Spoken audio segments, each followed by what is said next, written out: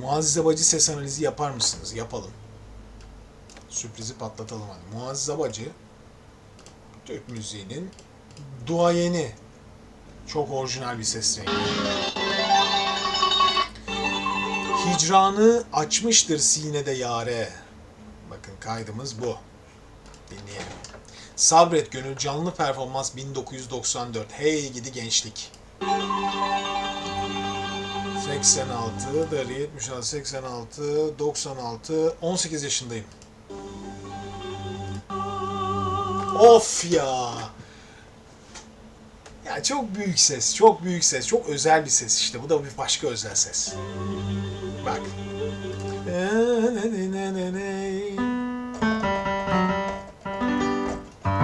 Makamı şu an çat diye çözmem zor galiba ama yani majör bir makam olduğu belli. Falsetto ile giriyor arkadaşlar. Of of of. Vibratoları çok derin ve güzeldir Muazzez Abacı'nın. Farklıdır. Sesinde hafif bir pus vardır. Ve o vibratolara dikkat edin bakın. Of of. Hep geniş aralıklı büyük vibratoları var. Aslında için ve bitirişlere bakın. Of. Sanki bir opera tekniği kullanıyor değil mi? Çok andırıyor. Mutlaka Muazzez Abacı gençliğinde bir yerlerde böyle bir tekniği kulağına yerleştirmiş. Kendisiyle bir gün belki oturup sohbet etme şansım olur. Neden olmasın? Deneriz arkadaşlar şansımızı. Otururuz Muazzez Abacı ile sohbet ederiz. Türk müziği sohbeti muhteşem olur. İnanılmaz güzel bir tekniği var. Gerçekten çok farklı. Gençliğinde bir yerlerde bu kulakta dolmuş. Yani bir yerlerde var bu teknik. Bakın. Yani şu var. Opera tekniği diyorum ama Alaaddin Yavaşça, Bekir Sıtkı Sezgin, Münir Nurettin Selçuk bu şarkıcılar, bu ekollerin içinde zaten bu okuma stilleri var. Yani klasik Batı şanını Türk müziğine bir yerlere yerleştirmişler. Siz tabii klasik Türk müziği gibi dinliyorsunuz ama içinde o tekniklerin yarattığı güzellikler de var seslerde. Ya bir de şimdi müthiş bir şey anlatayım size. Yani klasik Türk müziği veya işte fasıl yapıları. Yani bunlar geçmişte de böyle mikrofonları koy önüne söyle tarzı şeyler değildi. Şarkıcıların güçlü ve sesi ilerileri uzanan Hamiyet Yüce ses değil mi? Mikrofonlarla coşarak değil. Hep açık sesle. Yani karşıya mikrofonsuz sesi duyurmayla bu işe başladılar. Eski hafızlar, eski müezzinler, camilerde mikrofon vardı 80'lerde, 1880'lerde, 70'lerde, 1700'lerde, 1600'lerde. Daha geri gidelim yani. Osmanlı ilk kuruluş 1453. Değil mi İstanbul'u fethi? Sonrasında camiler var. Nasıl ezan okuyorlar? Çıplak sesli arkadaşlar. Yani güçlü sesi olmayan birinin bunu yapma ihtimali var mı? Bu nedenle işin içine sesi en büyük kullanacağınız teknikleri koymak zorundaydınız. Bugün artık ne var? Koy mikrofonu önüne, aç babam amfiyi ve sesin artık daha da büyüdü. Ama aslında arkadaşlar bu iyi şarkıcı yetişmesinin önünde büyük bir engel. İyi şarkıcılar arkadaşlar mikrofonsuz okumaya alışkın olmalıdır. Mikrofonlu okumaya da alışkın olmalıdır. Ama iyi de bir mikrofonsuz okuyucu olmalıdır ki sesi güçlensin. Yoksa mikrofonun ardına sığınır, sesi de burnuna atar. Ay babam aç sesi gidelim. Böyle iyi şarkıcılık olmaz. Şimdi Muazzez Abacı'nın bu tekniğinde, bu ağız açıklık tekniğinde bence bunların etkileri var. Bu dediğim her güzel şeyin etkisi var.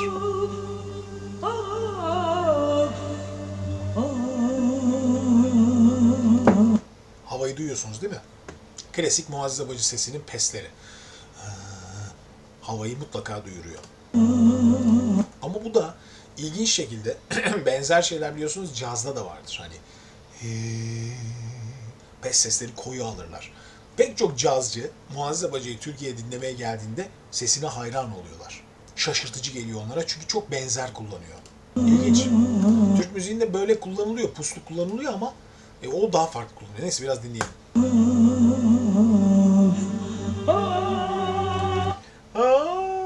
Tam ses ama yarı böyle. Falsetto tam ses arası. Yana doğru da açtı. Hafif sesi de yandan alıyor bakın. Klasik yani. Şöyle bir yandan kaçarak alma. Pek biz bunları tavsiye etmiyoruz size ama. O şu an tam mikrofona karşısına vermiyor. Tiz sesi önce kendi bulup rahatlamak istiyor ki sonra mikrofona versin. Bakın. Bakın. Biraz boğazın arkasına doğru düşürüyor. Bunlar klasik Muazzez Hacı'nın okuma stilleri zaten. Böyle şarkı söylüyor. Bakın sesi biraz daha ön bölgede aldı, sonra boğazının arkasına doğru atıyor. Bakın. Bu boğaz arkası, ön tarafı. Bakın diyaframını kuvvetlendiriyor.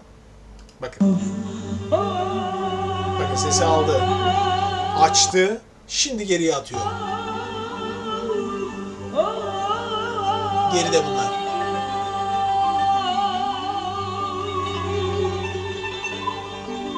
Muazzez Hacı'nın stilini size anlatıyorum arkadaşlar.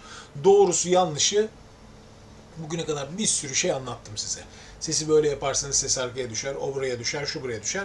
Muazzez Hacı kendi bildiği ve istediği gibi okuyor. Bir kere bundan eminiz. Çünkü bu ilk defa burada karşılaştığımız değil. Bütün kariyeri boyunca stili bu zaten onun. Hep falsetto ile karışık sesler. Tam ses değil bunlar. Hicran açmış. Bayağı da kısık bir sesle söylüyor değil mi bakın? Hep boğaz arkasında. Fakat arada öyle kuvvetli sesler duyuyorsunuz ki Allah Allah ne oluyor falan diye şaşırıyorsunuz değil mi? Bakın. Yani müthiş de bir diyafram kullanma becerisi var aslında. Bana hep bunu size de şu hissi veriyor. Bir şarkıcı şarkıyı söylerken işte böyle keyfince şarkı söyleyebiliyor. İyi şarkıcı bunu yapıyor. İster boğazın arkasına atıyor, ister öne tutturuyor, kuvvetlendiriyor. Şarkı onda ne hissettiriyorsa oraları o sırada kullanıyor. Fakat bu tekniklerin hepsinin farkında. Farkında olarak yapıyor.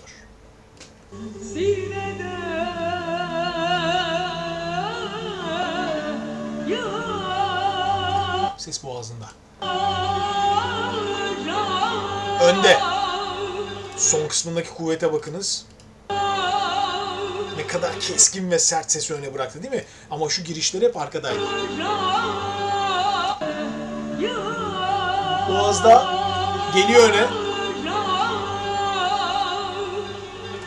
Yani hakikaten oturup incelenmesi gereken bir tekniği var. Nasıl Rachel Ferrell'ı, nasıl başka cazcılar incelerken dedi ki sesini ne çok kullanıyor, arkaya atıyor, öne atıyor, bir yukarı çıkıyor, aşağı iniyor, sesinin vücudunda sesi yerleştirebileceği her bölgeyi kullanıyor. Muazzez Hacı da öyle. Gerçekten öyle, o klasta. Ne isterse yaptı şu ana kadar yani.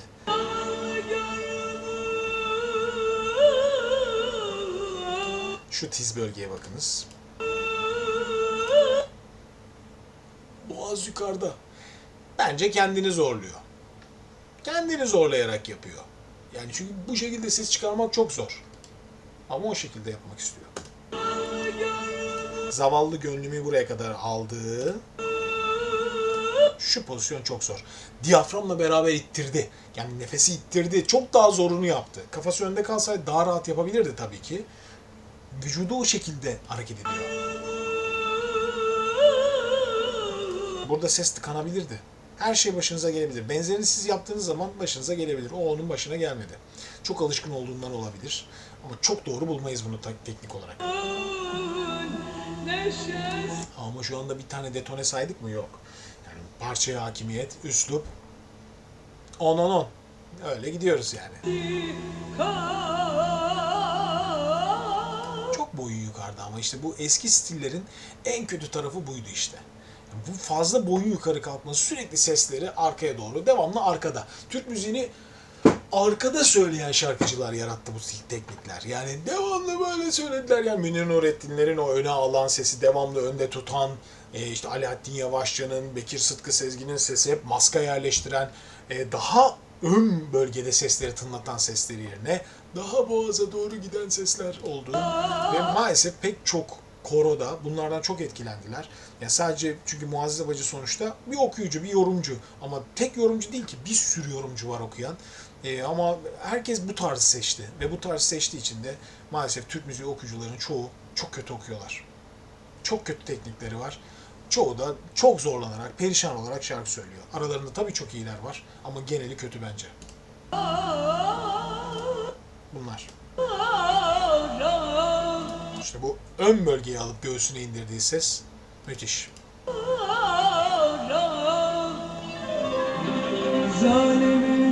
Pes sesler tamamen karşıya ve göğüsten. Yol vermez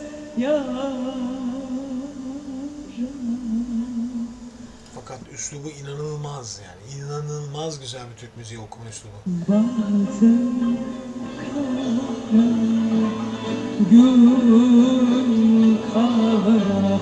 Meşhur gül tutmaları yani bunlar biz okulda da çok böyle aramızda gul gibi yani gül gibi değil de u'ları çok büyüterek bakın. Gül büyük ü gibi böyle bir sesler alarak okuma.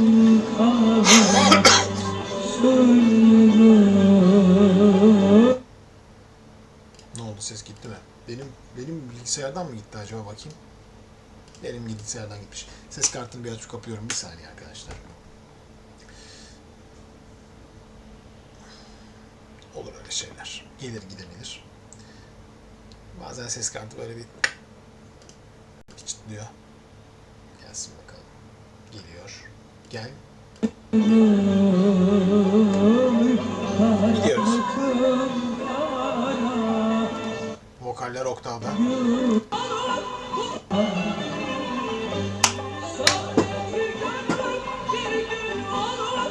Bak şimdi buradaki yaptıkları da nasıl bir ustalık. Tamamen karşıya bakıyor. Tamamen pozisyonlar önde.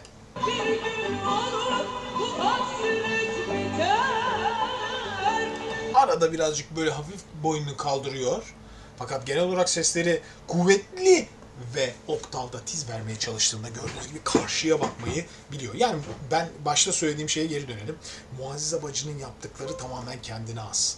İçinde sahne şovu bakımından da biraz şu şekilde kaldırması falan görüntü olarak da etkileyici yarattığı için belki bunu tercih ediyordur.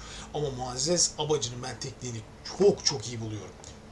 Çok fazla iyi buluyorum. Yani özel bir ses, özel bir yorumcu, özel bir teknik, pek çok yaptığı şeyi çok bilinçli yaparak yaptığını düşünüyorum.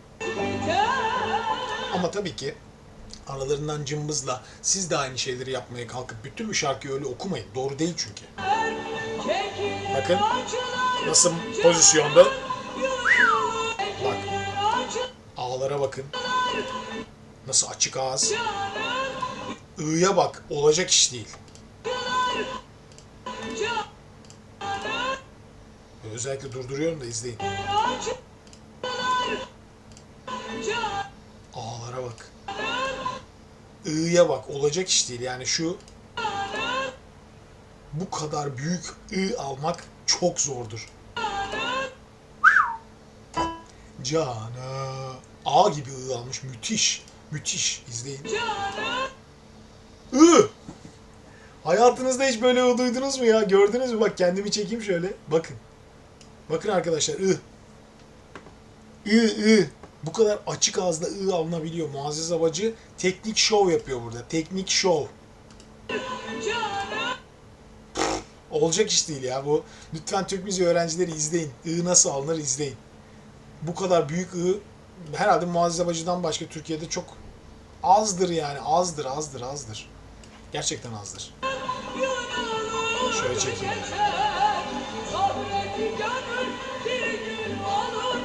Hep karşıya dönmeye başladı değil mi? Büyük volümle savaşmak için. Bir de en büyük yaptığı çok nefes alıyor. Bak sürekli nefes alıyor. Bu iyi bir şey değil. Kötü bir alışkanlık. Bunu yapmayın. Cümleyi kullanın yani. Ve boyun kaldırma iyi değildir.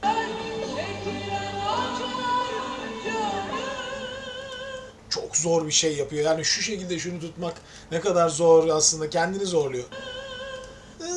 Boğazında ses tutuyor yani. Teknik olarak doğru değil. Gördünüz değil mi? Sesi kırılabilir yani. Gidebilir. Hala tavana bakıyor. Ya kendi ses alanında bir mezorenk sesleri bu şarkıları bu şekilde söylemeye çok fazla alışmış Fakat özellikle şu boyun kaldırmaları bence çok kötü. Çok kötü yani kötü bir alışkanlık.